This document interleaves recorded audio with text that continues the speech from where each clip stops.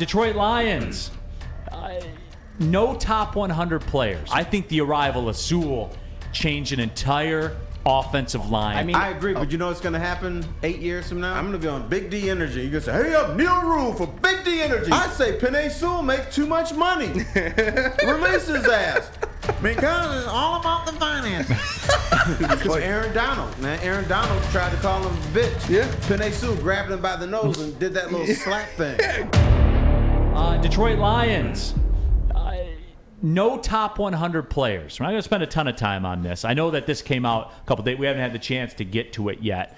I know people get worked up, Spence, about this. You talked about it on the heavyweights. Mm-hmm. Where were the people at with that? They were kind of in agreement that, you look at that team last year and nobody really deserved to be in the top 100. I think if Ragnow was healthy and played all season, he would have been in there for sure. But you go through that roster, and my case was the only person on that roster that could have cracked the top 100 with what they did last year. Was Sewell? Ermanni. Yeah. You know what? He had the third best quarterback rating against. He had the third most picks in the NFL. He only gave up 2.7 receptions per game and 34.6 receiving yards per game. So, he had a great season. As usual, I'm a forward thinker, fellas. When the Lions finish this season, they will have two people, possibly three, on that top 100 list. Frank Ragnow, if he stays healthy. Mm-hmm. Amon-Ra St. Brown. And I say that because his father is going to push him to be great. And then what about Aiden Hutchinson? Penei Sewell. Gold jacket loading, everybody. He's going to take a little time to develop, but he could be on there too. Gold jacket loading at either position. It doesn't even matter what side tackle he plays. That's how good he is. Golden jacket or not? I'm not prepared to rule on that right now. Ooh, but you're ready to rule on Penei Sewell, who's not playing his position. Yeah, and it doesn't matter. He's still dominant. Okay. So he came. See, this is another one of those guys. I think that when you go back and you look, if the fortunes of this franchise change, which I say they are, I think a lot of you are in agreement they will, that's going to be the guy, I think, because he changed an offensive line. Is that fair to say?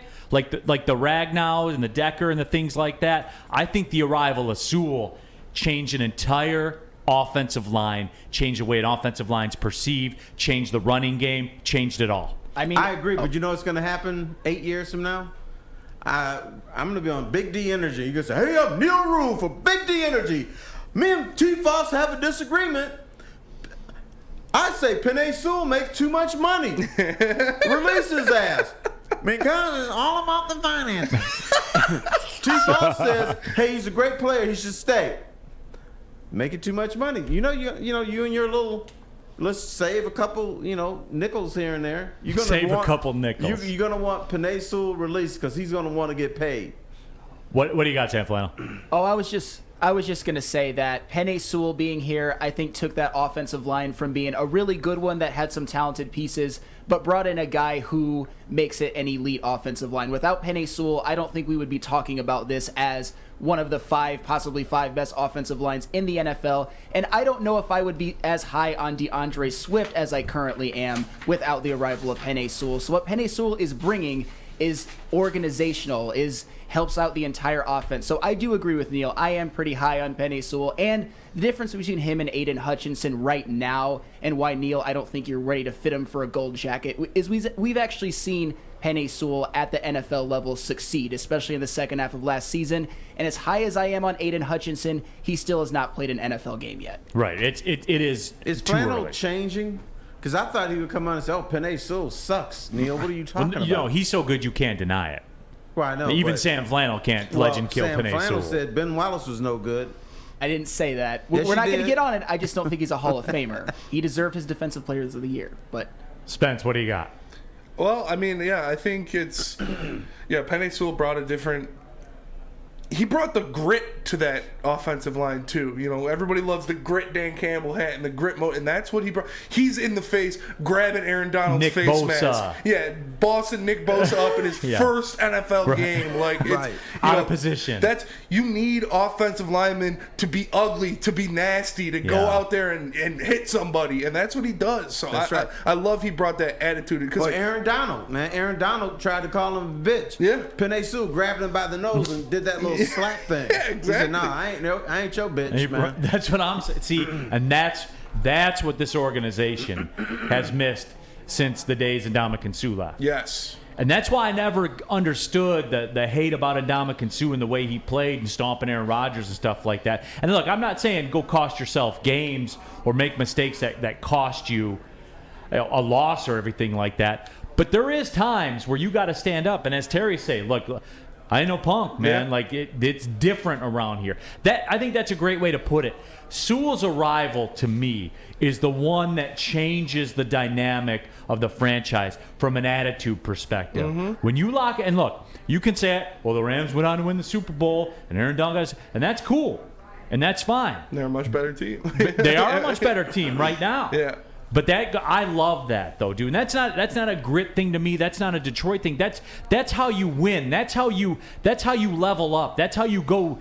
You get more out of yourself. You earn respect from other players. Absolutely, and you have to be good to do it because Yes. otherwise you are a punk. Yeah. Like if you're just doing it to Then you're to mix Cortland it- Finnegan. Bingo. Yeah. You know. But when you do it and you got a gold jacket loading, to quote Smokey, that's different. Oh, that's different. Yeah. You know, like that's Smokey out here taking his shit. yeah. First of all, let me say this: the Lions needed more guys like Ndamukong Suh. Yes. We all agree on that. But Facts. the reason people are hard on him is not just because of the stomps. It's because Ndamukong Suh tapped out on the Lions before he even signed his damn contract. Mm-hmm. He wanted out. What can I do to get out of here as soon as possible? That's why people tapped out on him, because he tapped out on the Lions. See, do you think? See, I think it's a little bit different with Sue. I think it was literally the money. I think he would have went to whoever offered him the most money. I honestly think that. I think it was literally just the money. He didn't want to be here. His Well- sister didn't want him to be here. Which is fair. And that was before he signed his contract. He's going to get more money. The Lions were willing to pay him. No, they weren't. Terry, no, they Yeah, weren't. they weren't. but he Not was to the like, level Miami paid him. I'm out. Not I'm to the out. level Miami paid him. Dude, why did the guy sign the contract so he could have his he wanted out?